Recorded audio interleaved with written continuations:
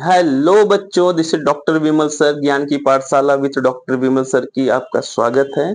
आज हम एक नए वीडियोज के साथ, एक नए कंटेंट के साथ आपसे बात कर रहे हैं कि आज हमारा टॉपिक है कि बेसिक टर्म्स, बेसिक बायोलॉजी का है टॉपिक्स। हम सबसे पहले स्टार्ट करते हैं, what is the meaning of biology. आप देखिए दोस्तों, यहाँ पे आप देख सकते हैं कि biology, bio plus logy. Bio means living, living means जो चीज हम जीवित है, जो चीज सरवाइव कर रही है हमारी दुनिया में, जीवित है, उसको हम लिविंग बोलते हैं।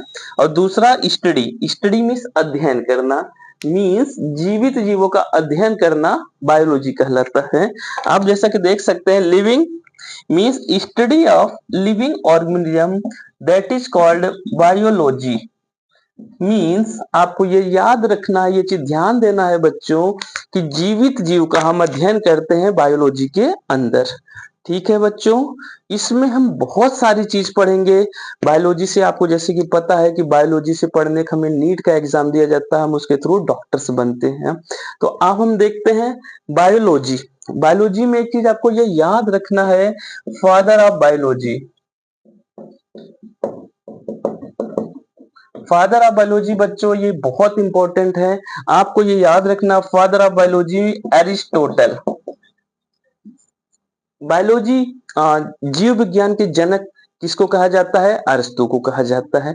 अब बायोलॉजी में अगर हम डिवाइड करते हैं तो बायोलॉजी के दो कैटेगरीज होते हैं, आपको अच्छे से याद रखना है। एक होते हैं जूलॉजी, और दूसरा जैसे कि बच्चे लोग आप जानते हैं बॉटनी।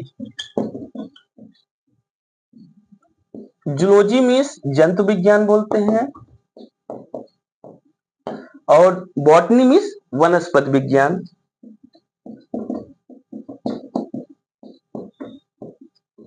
समझ में आया?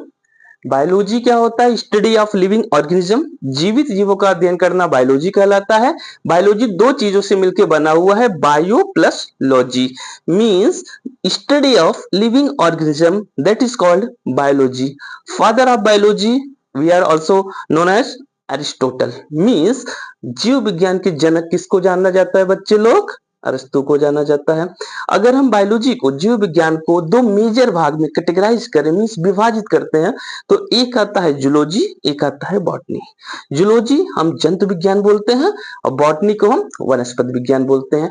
यहां तक समझ में आया? आ जाओ, एक हमने देखा बच्चे लोग जंतु विज्ञान, जिसको आप क्या बोलते हो? जूलॉजी। एक जूलॉजी, एक को बोलते हैं बच्चे लोग वनस्पति विज्ञान।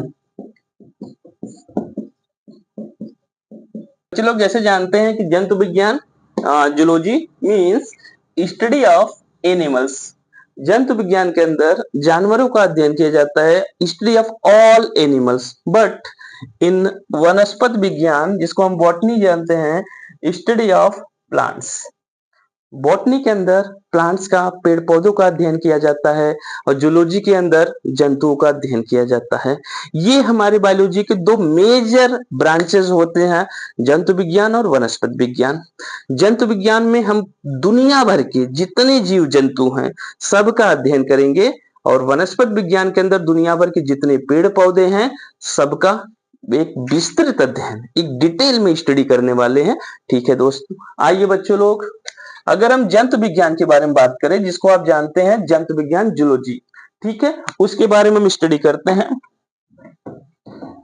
बताया, जैसे कि पहले आपको बताया हूं कि फादर ऑफ बायोलॉजी आपको अभी बताया अरिस्टोटल, अरस्तु को कहते हैं। बायोलॉजी को दो मेजर भागों में विभाजित किया गया है, जूलॉजी, बॉटनी।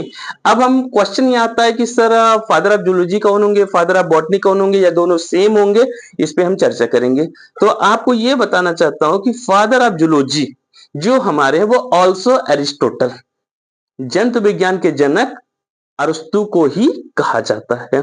और अगर हम बॉटनी की बात करें तो ये बच्चे लोग याद रखना है कि बॉटनी के फादर ऑफ बॉटनी अरस्तु को नहीं कहते हैं, किसको कहते हैं? थियोफ्रेस्टस। समझ में आया? आइए हम जंतु विज्ञान की बात करते हैं, तो इसमें हमारा एक छोटा सा हेडिंग आपको याद रखना है, फादर ऑफ जूलॉजी मीन्स जंतु विज्ञान के जनक किसको कहते हैं? अरस्तु को ही कहते हैं। समझ में आया बच्चे लोग? अरस्तु। लेकिन जब हम बॉटनी का स्टडी करेंगे तो फादर ऑफ बॉटनी कभी भी अरस्तु नहीं कहना है। क्या कहना है आपको? थियोफ्रेस्टस। समझ में आया? आइए अब हम जूलॉजी के बारे में अध्ययन करने वाले हैं, जंतु विज्ञान के बारे में अध्ययन करने वाले हैं। ठीक है, जंतु विज्ञान में आपको जैसे मैं बताया एकदम स्मॉलेस्ट, जैसे वायरस को लीजिए, बैक्टीरिया को लीजिए, आज ह्यूमन, ये सब कहां से आए हैं, कितना टाइम लगा है, कैसे डेवलपमेंट हुआ है, सब कुछ इसके अंदर स्टडी करते हैं। किसके अंदर? जूलॉजी के अंदर स्टडी करते हैं। तो हमने सारी चीज कैटेगराइज कर रखा है अपने एक सिंपल से लैंग्वेज में कि हम कैसे जूलॉजी को एक सिंपल से भाषा में समझ सकते हैं। ठीक है, इसमें हम एक human system, human physiology system में कैटेगराइज किया है कि हम कैसे समझते हैं। ठीक है बच्चों, एक चीज और आपको बताऊंगा कि हमारे जैसे एक बहुत सारे साइंटिस्ट आए, क्वेश्चन यही आया कि सर हम कैसे समझे कि आज हमारे पूरे जीव जगत में अगर हम बात किया जाए वर्ल्ड वाइड कि लाखों करोड़ों अरबों जीव जंतु, हम उनकी स्टडी करने में तो हमें कई वर्ष लग जाए, कई जन्म लेना पड़ेगा। लेकिन नहीं, बहुत सारे साइंटिस्टों ने मिलकर के मेहनत किया, हार्डवर्क किया, उसमें कुछ साइंटिस्ट की जो थियरीज थी वो एक्सेप्ट हुई और कुछ थियरीज रिजेक्ट हुई। जो जितना सिस्टमैटिक बताते गए, सिंपल सी लैंग्वेज में समझाते गए, उनकी थियरीज एक्सेप्ट होती गई, और जो थियरीज प्रॉपर समझाने में, एक्सप्लेन करने में असमर्थ रहे, मींस प्रॉपर एक्सप्लेन नहीं कर पाए, उनकी थियरी रिजेक्ट हो गई। ठीक है, अब हम एक कहानी के तौर पे आपसे चर्चा करते हैं कि इस पे हमारा आता है प्लांट किंगडम और एनिमल किंगडम। मींस जंतु जगत को हम कैसे कैटेगराइज करते हैं, क्योंकि हम किसके अंदर पढ़ रहे हैं? ये हम जूलॉजी के अंदर पढ़ रहे हैं। जैसा कि मैं आपको बताया, जूलॉजी में क्या पढ़ते हैं? एनिमल्स के बारे में स्टडी करते हैं। जंतु विज्ञान में, एनिमल किंगडम में हम पूरा डिटेल में पढ़ते हैं। बहुत सारे साइंटिस्ट हैं दोस्तों, अभी हम रफली हम आपको करेंगे। एक हमारे कॉल्स लीनियस, कैरोलस लीनियस के नाम से आपने सुना होगा, वो साइंटिस्ट आए। थियोफ्रेस्टस जैसे आपको बताया, एरिस्टोटल तो है ही है। हमारे जो मोस्ट एक्सेप्टेड क्लासिफिकेशन है दोस्तों, वो आपको याद रखना है, हमारे R.H. विटेकर साहब है। विटेकर साहब की theory most accepted theory. Now this time वो हम लोग स्टडी करते हैं और बच्चों को भी स्टडी करवाते हैं। ठीक है, R.H. विटेकर ने पूरे जीव जगत को, इवन एनिमल्स को ही नहीं, प्लांट्स को नहीं, जितने सबको, इवन माइक्रोब्स को, also included in microbes, plants, animal, microbes, सबको उन्होंने अपने थियरीज में कैटेगराइज किया। उस थियरीज में आपको याद रखना है R.H. विटेकर साहब का 5 किंगडम क्लासिफिकेशन।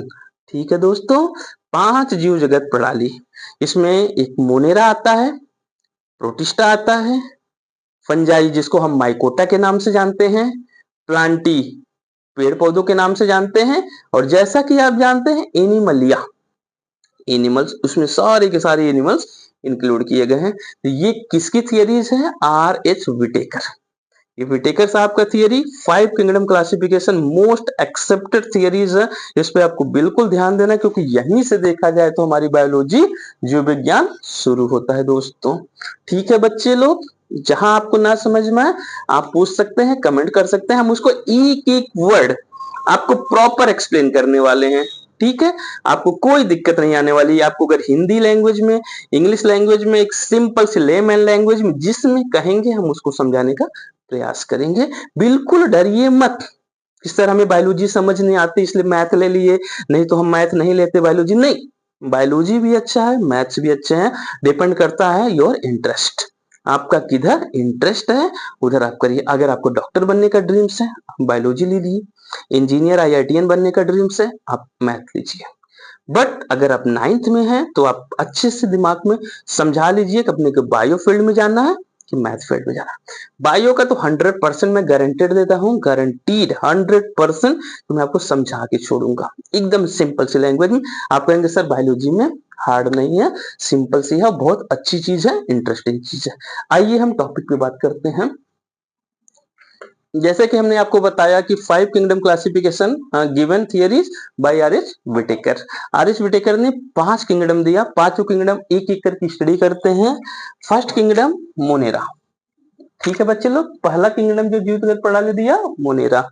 सेकंड कौन सा है? प्रोटिस्टा। थर्ड कौन सा है? फंजाई। फंजाई किसके नाम से है? Also we are called mycota family. Then plantae and then animalia. ठीक है दोस्तों, अगर ये 5 किंगडम आप अच्छे से स्टडी करते हो तो मुझे ऐसा जहां तक लगता है कि आपका बायोलॉजी 99% कवर हो चुका है। बट हाँ, इसको इतना इजी भी नहीं है कि आपको याद हो जाए, बट हाँ, स्टेप बाय स्टेप थोड़ा थोड़ा समझते जाएंगे, 100% समझ जाएंगे। ठीक है, फर्स्ट किंगडम जैसा monera, second protista, third fungi also called mycota, then plantae and last kingdom animalia. ये आपको याद रखना है, जैसे कि आपको मैं बताया कि इतना इजी नहीं है कि आज लाखों करोड़ों जीव जंतुओं को क्या कहते हैं कि कैटेगराइज करना, वो भी 5 किंगडम में। बट बहुत सारे साइंटिस्ट ने विटेकर साहब से क्वेश्चन किया कि सर कैसे आपने 5 किंगडम में पूरी दुनिया को रख दिया, पूरे जीव जगत को आपने रख दिया। तो विटेकर साहब ने बड़ा इजीली सबको समझाने का प्रयास किया कि सर मेरा कैटेगरीज करने का बहुत अलग सा कोई फंडा नहीं है, मैंने 3 बेसिस तैयार किया, इस आधार पे मैंने पूरी दुनिया को 5 भागों में डिवाइड कर दिया। वो बच्चे लोग याद रखना, वो 3 बेसिस कौन है, 3 आधार कौन है, ये इंपॉर्टेंट है। First, complexity of cell. Whittaker साहब ने कहा कि कोशिका की जटिलता, इस बेसिस पे हमने 2 प्रकार की किंगडम बनाया, 2 प्रकार की, एक प्रोकैरियोटिक सेल और एक यूकैरियोटिक सेल। इस पे हम चर्चा करेंगे, कभी टाइम मिलेगा नेक्स्ट डे। बट उन्होंने बेसिस पे complexity of cell number 1, second types of cell, third nutrition. कोशिका की जटिलता 1, कोशिका के प्रकार 2, पोषण न्यूट्रिशन। इन 3 हेडिंग पे, इन 3 बेसिस पे विटेकर साहब ने 5 किंगडम इजीली डिवाइड किया, जो आज हम समझते हैं और लोगों को समझाते हैं, और ये हम मोस्ट एक्सेप्टेड थियरी जहां तक मैं आपको बता रहा हूं। फर्स्ट कौन सा है, रिवाइज कर लेते हैं। फर्स्ट, कॉम्प्लेक्सिटी ऑफ सेल, कोशिका की जटिलता। टाइप्स ऑफ सेल, कोशिका के प्रकार। थर्ड, न्यूट्रिशन, जैसे आप जानते हैं पोषण कहते हैं। कोशिका की जटिलता 2 प्रकार से, एक प्रोकैरियोटिक सेल होती है, एक प्रोकैरियोटिक कोशिका होती है, और एक यूकैरियोटिक सेल, यूकैरियोटिक कोशिका होती है। सेकंड, टाइप्स ऑफ सेल 2 प्रकार की होते हैं, एक यूनिसेलुलर, एक मल्टीसेलुलर।